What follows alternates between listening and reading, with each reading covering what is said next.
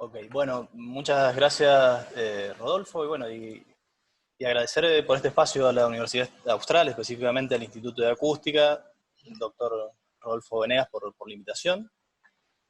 Eh, y muy contento, la verdad, de estar acá en este espacio, como creo que el Instituto de Acústica de la Austral es un gran referente en la región, y no sé si en el mundo, y seguramente también en el mundo, y así que es un gran honor poder estar presentando acá con ustedes. Brevemente sobre mi filiación les comento, porque a veces es un poco, bueno, porque además lo voy a comentar después más adelante, y es un poco confuso a veces. El Instituto de Automática depende de dos instituciones. Depende de la Universidad Nacional de San Juan y depende también del CONICET. Y en este instituto, bueno, trabajamos investigadores que podemos trabajar siendo o investigadores del CONICET o profesores de la Universidad Nacional de San Juan, o ambas cosas. Mi caso es ese, yo, digamos, soy ambas cosas. Y bueno, desde el año pasado estoy con un proyecto financiado por la Fundación Alexander von Humboldt.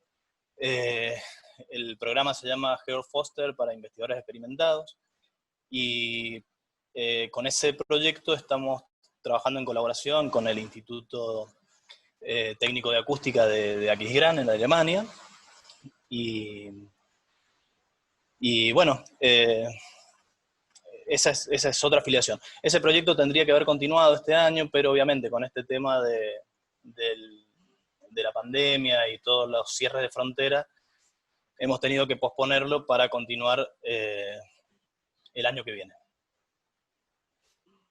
Les comento brevemente sobre el INAUT. Para comentarles un poco sobre el programa de doctorado, les cuento una breve reseña del instituto. El instituto, como varios institutos de investigación, sus objetivos se basan en tres pilares, que son la investigación y el desarrollo, transferencia de los conocimientos investigados y de las tecnologías desarrolladas, y formación de recursos humanos. Y es un instituto mediano. En cuanto a recursos, somos 30 investigadores, como les comentaba, algunos de CONICET, otros de la universidad y otros de ambas. Contamos con 7 profesionales y técnicos que dan soporte a la investigación. Ellos se encargan, por ejemplo, de un taller de mecánica ligera, un taller de electrónica, también son ingenieros, técnicos, tienen habilidades de programación, procesamiento de señales. Bueno, es muy interesante el soporte que brindan. Y 2 administrativos, y en la actualidad hay 20 estudiantes de doctorado. Y los recursos económicos provienen generalmente de proyectos en colaboración con instituciones, por ejemplo, internacionales, como les comentaba, de la Fundación Alexander von Humboldt, también con el DAD, que es el Centro de Intercambio Académico Alemán, y de otros países también, como Carolina, Estados Unidos. Bueno. Y después hay otras instituciones nacionales, provinciales, y también mediante fondos de transferencia. Pero en realidad quiero hablarles sobre la parte de formación de recursos humanos, específicamente el programa de doctorado. El instituto también tiene un programa de maestría y colabora en los programas de grado de ingeniería electrónica sobre todo. Bueno, el doctorado en Ingeniería de Sistemas de Control es un doctorado que tiene 30 años desde su creación. La CONEAU es el organismo, la institución de acreditación universitaria en Argentina, y tiene 3 categorías para las carreras universitarias. La categoría A es la más alta de ellas. Este doctorado cuenta con esa categoría. Bueno, además tiene 2 convenios de doble titulación, uno con la Universidad de Valladolid y uno con la Universidad Federal de Espíritu Santo, en España y Brasil, respectivamente. Y a la fecha hay 63 egresados, hay 20 tesistas en curso, y entre egresados y tesistas en curso, 14 de ellos tienen o tuvieron beca del DAD, y 45 de ellos tienen o tuvieron beca del CONICET. Y bueno, hay 2 propuestas en acústica para realizar la tesis de doctorado. Una tiene que ver con control activo de ruido, que es un área que se comparte con sistemas de control, y hay otra que es en el tema de acústica de escenarios, y sobre todo cómo la parte de acústica de escenarios influye en la calidad acústica general. Si les interesa alguna de esas propuestas, me escriben. No quiero ahondar más, así vamos ya a la charla en sí. Bien, entonces la presentación es sobre acústica de salas para música no amplificada. Voy a comenzar hablando de un tema que me parece central en acústica de salas para música no amplificada y en acústica de salas en general, ¿no? Que son los descriptores. En general, como comentaron los presentadores anteriores, que bueno, aprovecho que los nombré para felicitarlos porque estuvieron muy buenas las presentaciones, vimos que el propósito de la acústica de salas puede cambiar y depende mucho si la sala existe o no existe. Pero en general siempre vamos a necesitar los descriptores. Si la sala existe, esos descriptores los vamos a poder medir. Si no existe, no los vamos a poder medir. Y necesitamos medirlos para saber si esa sala tiene una buena acústica o no. Si no tiene una buena acústica, bueno, empezamos a realizar cálculos con los métodos de cálculo que se han ido nombrando, ¿sí? Sean de acústica geométrica, ondulatoria, y con eso tenemos que satisfacer algunos parámetros o algunos atributos perceptuales. O sea, en el fondo, que una sala tenga una buena calidad acústica no depende tanto de los parámetros objetivos, o tiene una relación, si se quiere, con los parámetros objetivos, pero lo más importante es la parte perceptual, es decir, que se escuche bien. Esa es la gracia para tener una buena calidad acústica, ¿no? Entonces, tenemos tres grandes dominios de descriptores. Por un lado, podemos hablar de descriptores que involucran las propiedades de la sala y actividades, donde obviamente tenemos la fuente, los receptores y el medio, y desde el diseño podemos actuar sobre esta parte, ¿no? sobre el medio, pero tenemos que tener siempre una mirada en las fuentes y en los receptores. Luego tenemos las propiedades del campo sonoro. Esas propiedades del campo sonoro pueden ser objetivas y medibles o calculables, como el tiempo de reverberación, la difusividad, intervalo temporal de la reflexión inicial, y todas las relaciones del decaimiento de energía, como C80, soporte de escenario, etc. Bien, todas estas propiedades del campo sonoro, de alguna manera, tienen un correlato, por así decir, con los atributos perceptuales, o tienen una influencia con los atributos perceptuales. Y en general uno piensa que un atributo perceptual tiene una relación con un atributo físico o una propiedad del campo sonoro. Eso es bastante cierto porque, por ejemplo, en el caso de la reverberancia, el aspecto que más influye es el tiempo de reverberación, pero en realidad las otras propiedades del campo sonoro también tienen una influencia. Es un poco menor, pero también tienen alguna influencia. Entonces, bueno, teniendo esto en cuenta,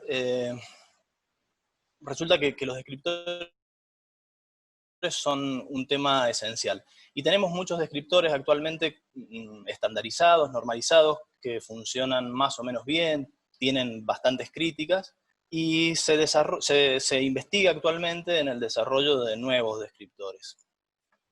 Por ejemplo, hay una serie de descriptores que han salido, o que se han investigado últimamente, que no tienen mucho tiempo de haber sido investigados. De hecho no están estandarizados, no hay ninguna norma para utilizar estos parámetros, que son parámetros psicoacústicos de acústica de salas.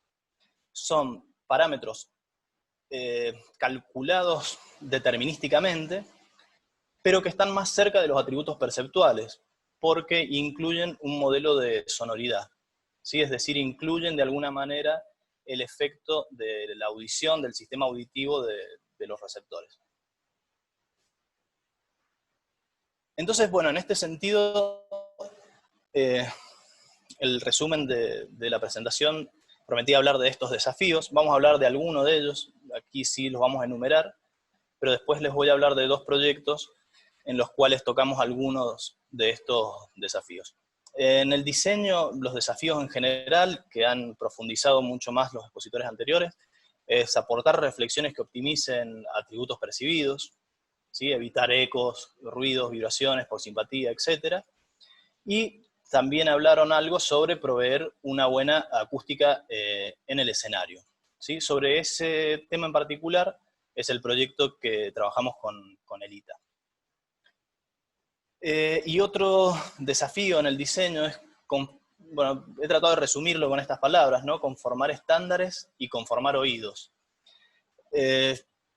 Por ejemplo, los estándares no están utilizando, de medición, no están usando directividad, ¿sí? Usamos generalmente fuentes omnidireccionales, y receptores, bueno, puede ser un dummy-head o puede ser un micrófono de figura 8, ¿sí? Pero en general son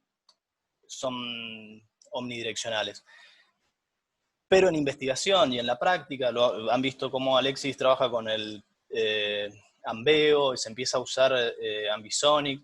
O sea, hay una diferencia ahí entre el estándar y la práctica digamos, y cómo se percibe finalmente. Lo bueno que tiene el estándar es que en la larga cadena de un proyecto puede servir para fijar parámetros acústicos. Porque nosotros podemos hacer, por ejemplo, un proyecto con un nivel muy alto de detalle, pero si en algún otro momento posterior, por ejemplo cuando se está construyendo, no se consigue ese elemento y lo cambian, bueno, que lo cambien, pero que cumple con las características acústicas que dice tal estándar, por ejemplo. Entonces, en ese sentido, los estándares, aunque estén desactualizados o que se puedan mejorar, tienen alguna lógica y tienen alguna utilidad.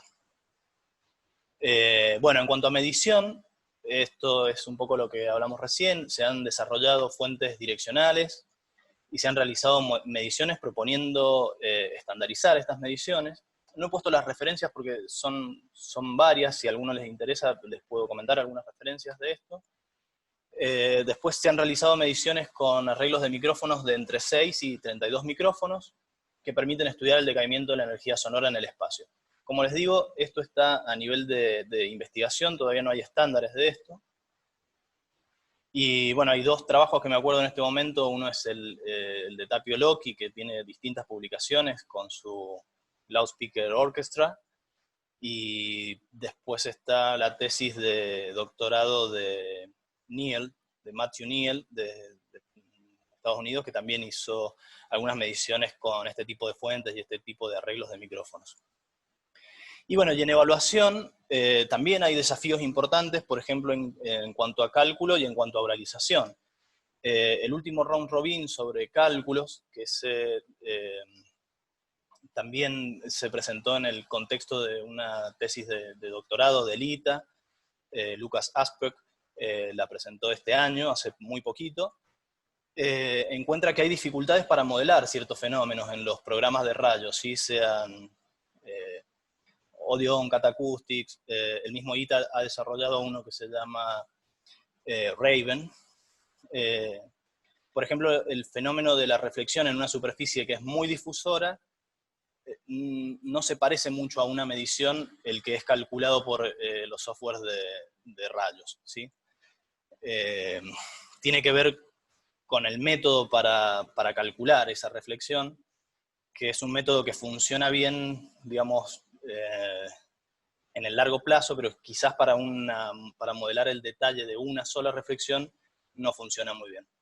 Entonces, ese es uno, y el otro, si quieren podemos ver más detalles de esto en las preguntas, y el otro fenómeno que cuesta modelar es la refracción de objetos, o por ejemplo de alguna superficie como un panel, ese tipo de fenómenos no los modelan del todo bien los software de cálculo de rayos acústicos.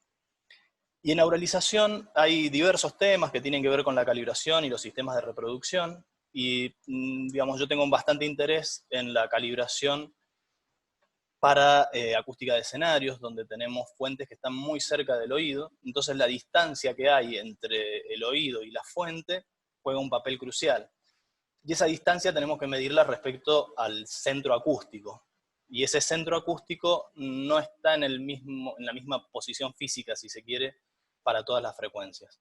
Entonces, bueno, genera cierta complicación esa calibración. Vamos, sí, sobre este proyecto que les comentaba con el ITA, que es sobre acústica de escenarios. El proyecto es sobre efectos de la difusión sonora en acústica de escenarios. La idea del proyecto es desarrollar experimentos con músicos. En este esquema vemos 2 músicos, pero podrían ser más, podrían ser 3, 4, cada uno con un sistema de realidad virtual o de auralización virtual, mediante este software que es Virtual Acoustics, que también es un software desarrollado en el ITA, y cada uno en una sala separada anecoica, o lo más anecoica posible por lo menos. Entonces tomamos las señales de cada uno de ellos y esas señales alimentan ambos sistemas, en este caso que son 2, es decir, todos los sistemas de los músicos que participen del experimento. Y reciben también alguna retroalimentación visual, ¿sí?, de una sala de conciertos y eventualmente de un video de los demás músicos. Si analizamos uno de esos módulos de acústica virtual, lo que hace es convolucionar o simular la sala para cada uno de los músicos, para la emisión de cada uno de los músicos, sumar esas señales y devolverlas a auriculares. Para simular la sala o la respuesta al impulso de la sala, utilizamos el software Raven que les había comentado. Estos 2 softwares, Raven y Virtual Acoustics, son de uso académico libre, o sea que tienen que escribir y pedir una licencia académica, pero se puede usar. Y bueno, la idea es ir variando estas 2 respuestas, en este caso que son 2 músicos, si fueran más músicos, ir variando esas respuestas de alguna manera para poder estudiar los efectos de la difusión sonora en las superficies cercanas al escenario. Bueno, acá tenemos un estudio de caso. Yo la verdad es que no sé si se va a escuchar. Pero bueno, vamos a hacer la prueba. Les describo primero el caso. Tenemos un cuarteto de cuerdas, ¿sí?, 2 violines, un cello y una viola, y estamos ubicados en la posición del chelista y tenemos que escuchar desde esa posición. Esta es la planta de una sala de conciertos y este es un corte. Y acá en estas 6 figuras vemos la misma planta y el mismo corte, y en color verde he designado superficies muy absorbentes, con absorción total en realidad, color negro reflectores, con un reflector realista, no es reflexión total, sino que es un reflector realista, y con color naranja, algo que tiene mucha difusión, que también es una difusión realista, mucha difusión, pero una difusión realista. La primera fila corresponde a tener solamente la concha acústica, ¿sí?, porque toda la audiencia tiene máxima absorción total, es como estar en campo libre. Y bueno, por cuestiones de tiempo no las voy a poner todas, voy a poner simplemente el ejemplo 2 y 3 de la primera fila. Después en las preguntas, si quieren, volvemos y escuchamos un poco las otras. No se va a escuchar del todo bien, pero bueno, es como para tener una idea. Entonces, este ejemplo, el 2, es todo el escenario con superficies reflectantes, y el ejemplo 3, solamente el piso, solamente el escenario es reflectante, y todas las demás superficies, es decir, las paredes laterales y la pared trasera del escenario, son difusoras, al igual que el cielo raso.